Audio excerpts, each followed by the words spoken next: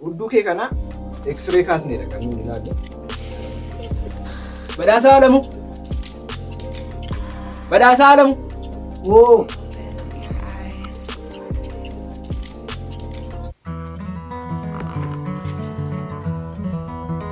Taa'e.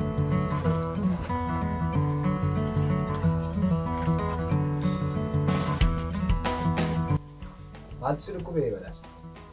Maaloo dhukkubee ko. Dhuma koo kanatu gadi hin jettu ol hin jettu naan jedhu. Dugda si dhukkubee jechuudha. Gadi hin jettu ol hin jettu naan jedha gaafa itti baru waan inni afaan hin baase sitti haasa'aa ani immoo kan hin baruu barbaade miira sana akkamitti akka inni si dhukkubaara si falaxamoo si ciniinamoo akkamitti si dhukkubaara sana kan hin baruu barbaade. Gara lama kanaa sakaasu dhufee ma walakki keessatti na kuta. Si kuta jechuudha dugda kee. Walakkeessatti walitti si harkisa? Walakkeessa galchallaa gara biraatti kun manneessee walakkeessatti haala. Sparfrosin deemee na kutura. Mee fidimee maaloo ittiin dhaggeeffadha. Maaloo naan hin jedhinati maal taate? Isa gurratti kaasanii laphee namaatti hin dhaggeeffatanii. Maqaa masaallee hin beektu amma yoo wana. Maal silayyuu tokko duwwaa jira isuma hoosiiste dhaggeetu fudhate sokkee. Maal goota amma faaya isheen kana waan akkasii fuudhee deemte. Utuma deema amma gurri ishee waa koolanii gadi itti dhaggeeffattu ishee. Akka dooktarii ishee godhamte barsiisan amma. Ishee amma sireera naa cibsine dugda isaanii ilaalaa. Maal siricha si sarbaacuutu fudhate sokkee deessutu jira jettee. Hundi saartii. Nagayya sini ati mana Maarqos ammas zaarti. Ammas zaarti? Ammas. Ay Maarqos. Amma barreen gaddaamini kan ishee lakkuu deessu dubartiin sun. Maal taa'ee boqonnaa kenne? Abaaramaa jedhama. Okay, badhaasa. Sireen dhibuus rakkoo hin qabu. Dhukkuba keenya akkasumatti bukkee goonuu hin danda'a. Sana caalaatti immoo wanta baay'ee hubuu danda'a. Kuni as liqimsituu kee kaasee amma gulubii miila keetiitti qaama kee iddoo hedduudha kan inni hubuu danda'u. Kanaaf nuti immoo fincaan kee isa kattaanaa, sagaraa kee isa kattaanaa, dhiiga keessa akkasuma jechuudha. Sadan isaa sakattaanee firicaaneedha kan nuun bukkee keenya. Kanaaf waan tokko yaaddeen jechuudha. Tole?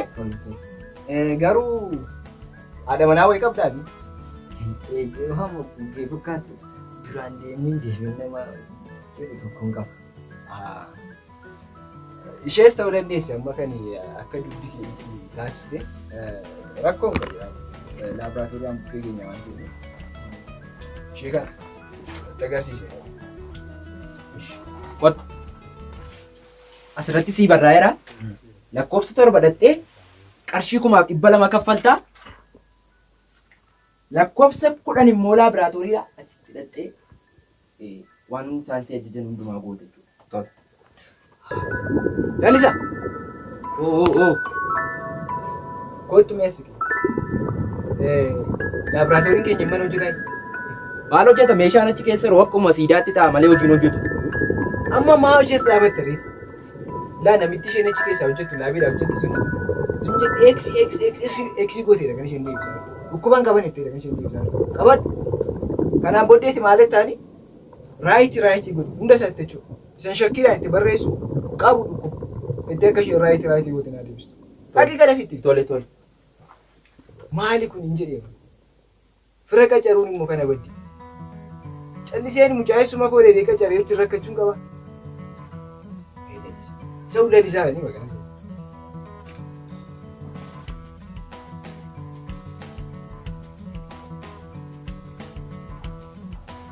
Okay, bye.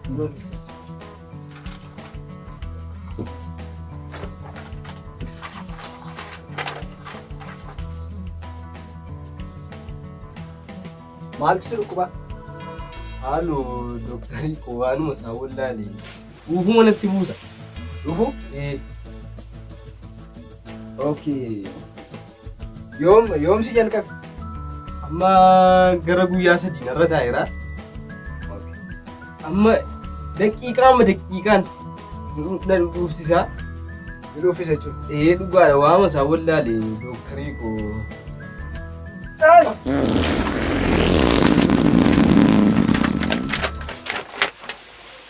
这一次我真的睡着了。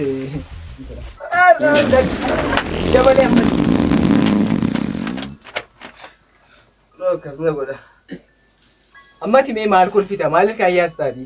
Maala nooti kolfinaan hin kolfii. Ayyoon kolfuu qabda. Maloota ittiin dhukkubsataa yaalan fayyadamaa irratti yaaddu. Ifama hin qabaminati akka maraatu. Kanarraa na jalqabetti wanta tilmaamtu qabda. Dhimma akkanan tilmaamu. Eeggaddootni halkaneeffadhee galuu gara mana kootiitti galuu. Poolisiin amma balbala kootiitti duukaa bu'anii na ari'an. Yeroo sanaan gaafan galu na jalqabee amma akka wadara harreettan dhufaa deema. Dhuguma dhufta. Hudduu kee kana X-ray kaasneedha kan nuyi ilaallu. X-ray jala wanti miliquun jiru waan ta'eef jechuudha. Tarii baattuun dhufuu keessa guddiseen dhufuu keessa cabuu dandeessa. Maaliif isheen uumamumaan haphiidha. Ati immoo dhuufuu akka bakka kan itti gadhiisaa jirtu. Maal hin caala malee dooktar? Hin caala rokkeettii juuntaa jechuun dandeessa akka. Sirri. Kanaaf isaan si barreessaa achitti isa kaatee deemta jechuudha. Agarsiisu. Kottu. Lakkoofsa 7 dhattee qarshii 800 kaffaltee lakkoofsi 15 immoo X-rayidha achi geessita kan. Maal isaan si ajajan?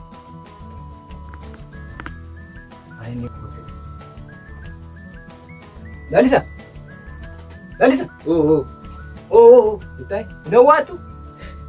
Inawaatu dafee. Maala waadhee dooktarii. Si amma faarmaasii keessaa qoricha qabna hima. Qoricha maalii qabna? Qoricha dhibuu fi qoricha kalee duwwaa jira. Kanaan achi hin jiru. Inni kaan dhume jechuudha. Dhume. Amma maal goona?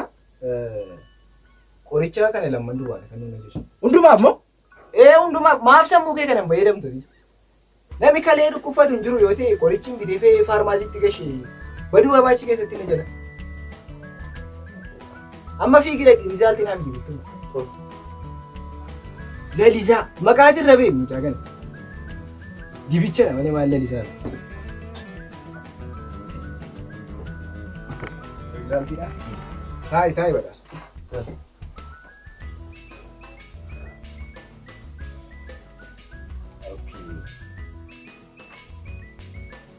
Dhukkubi keetiin badhaasa.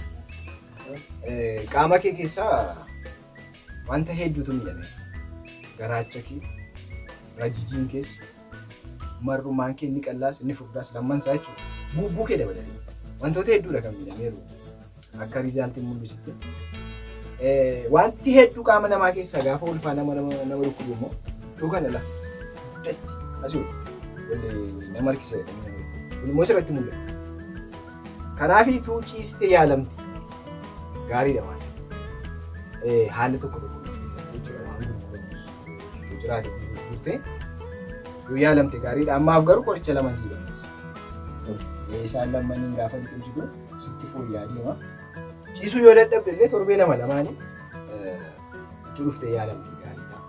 Namni faana gaafuma miidhaan bobboona tokko deebi'ee yaalama kun gaariidha sana.